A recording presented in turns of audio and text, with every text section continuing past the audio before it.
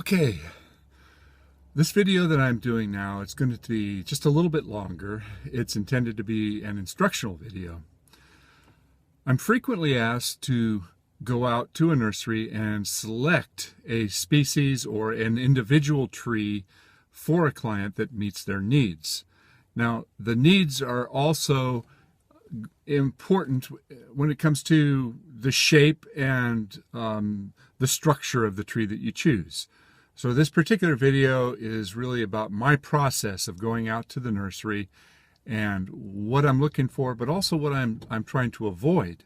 So bear with me on this one. I hope it helps you out. Well, I'm out at the nursery. I've been asked to choose a tree. The client wants a Scarlet Oak. So they've got about 7 or 8 of them to choose from. We're getting a 24-inch box tree today. And what I want to do is talk just a little bit about how I make my decisions.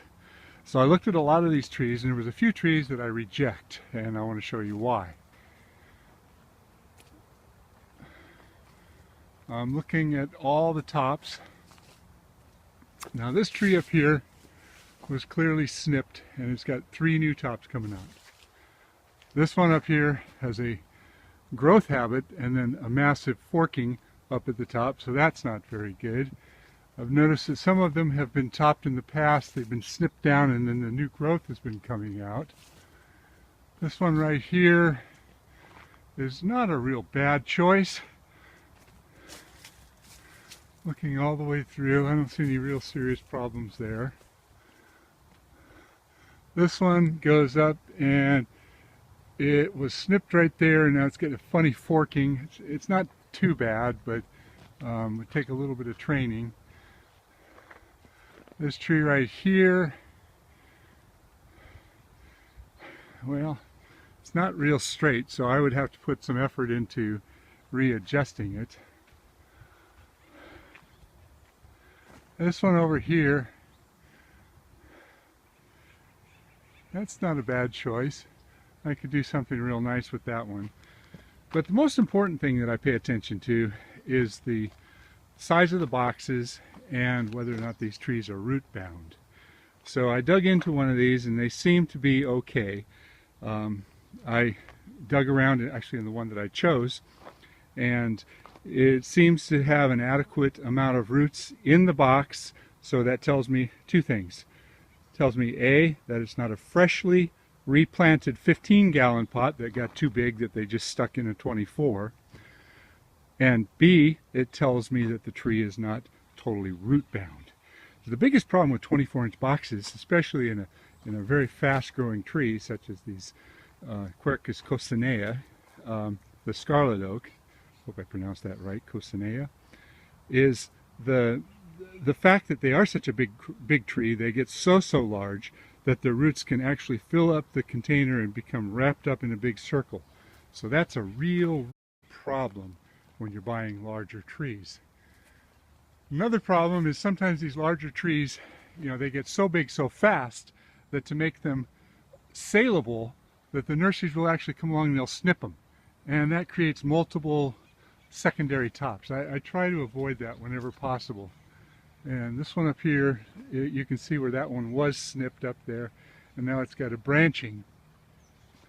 So you can get away with that when they're fairly small and train and develop a structure, but oftentimes it's like that one up there. You can see there's a real tight Y, and as that gets bigger and bigger, that may become a problem. I can see the very first signs of an included bark.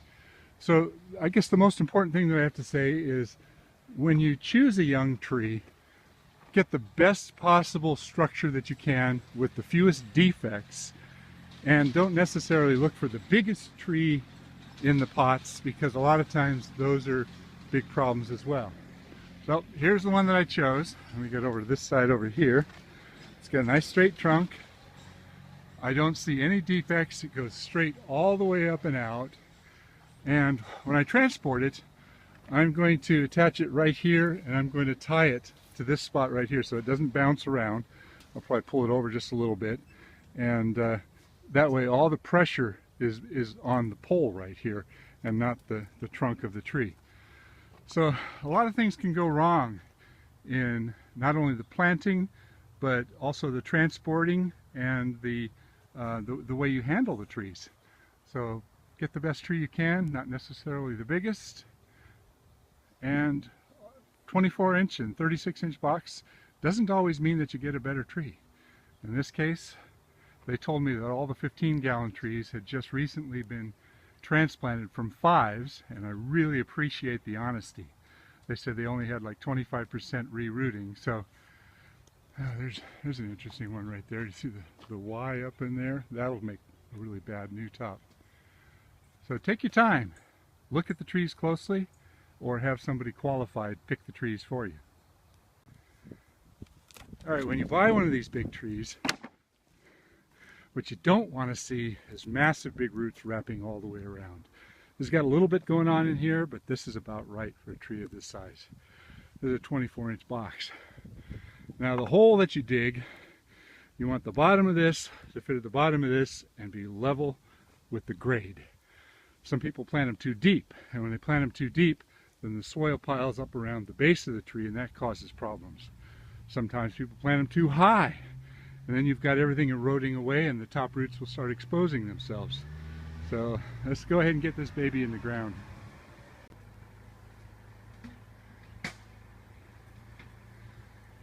All right.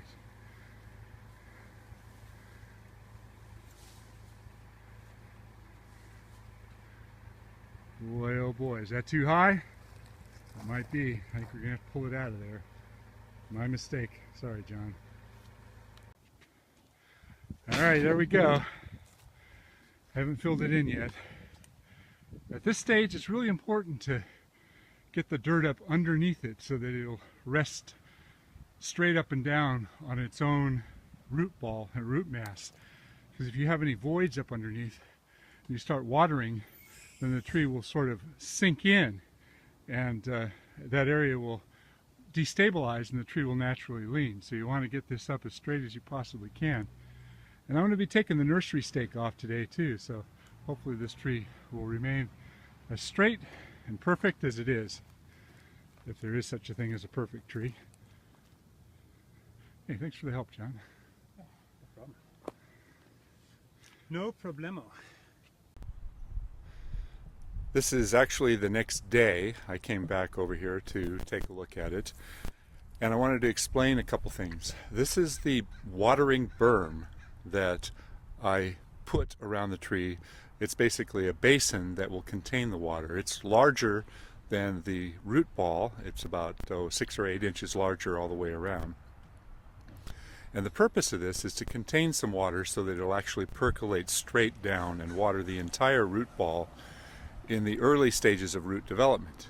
Now that's pretty important. If you just rely on sprinklers to do it, then you don't get deep percolation. And in the early stages of root development, that is so important. Now another thing I wanted to talk about was the straightness of the trunk. I made a little mistake yesterday. I planted the tree with the pole in place, and as soon as I released it, it sprang forward a bit. So I put the stake back in the ground and I pulled the trunk back just a little bit more so, and hopefully it'll retain that little bit of an angle so that when I do take the stake off, it'll kind of bounce back into a more straight approach. It wasn't very much, and it's not really that significant, but because it's such a nice straight tree, I'm really trying to get it to develop. Another thing that's important is I put a mulch over the entire area, and the mulch will help retain moisture and actually create the beneficial mycorrhizae that is so important for root development. Now fortunately there's a spigot right here, and I put a hose over here. I'm going to encourage the client to water this tree at least once a week. Now that's going to be highly dependent upon the weather. People ask me, how often should I do it? And I say, well, when it's dry, when it needs to be watered. You don't want to drown the tree. You want it to dry out between waterings, but you don't want it to go for very long before it gets another watering. Because in essence, this tree is still in a pot. And that's really important. Now let's talk a little bit about the choice of tree. Now this is a Scarlet Oak, and we chose this tree because, look right behind it, there's a telephone pole there. She wanted a very fast-growing, tall-growing tree, and she wanted something with some color. So the Scarlet Oak has some of the prettiest fall color. You can see there's a leaf right there that's just starting to turn colors. That's in hopes of what we're going to get on the whole tree. Now there's a couple negatives here. This is not a West Coast tree, it's an East Coast tree. So there are some problems that occur in this tree because it's kind of out of its environment. This tree is really expecting to go into a cold snap because you know, on the East Coast it's a little bit different. But it grows in all different climates on the East Coast as well. So there are some things that happen to this tree out here. I've read up on it. Sometimes the leaves will hang on the tree and stay brown for a long time. They don't just drop off. Apparently that clears itself up in a few years. But another thing that I read about this tree is it is susceptible to mistletoe. We do have scarlet oaks around here. I can't say that I've seen a lot of mistletoe, so we will see. So there it is. I wish I could fast forward 10 years in the future and show you what this tree evolves into, but nice thing about this is every time I drive by it, I'll be able to take a look at it and say, that's my tree.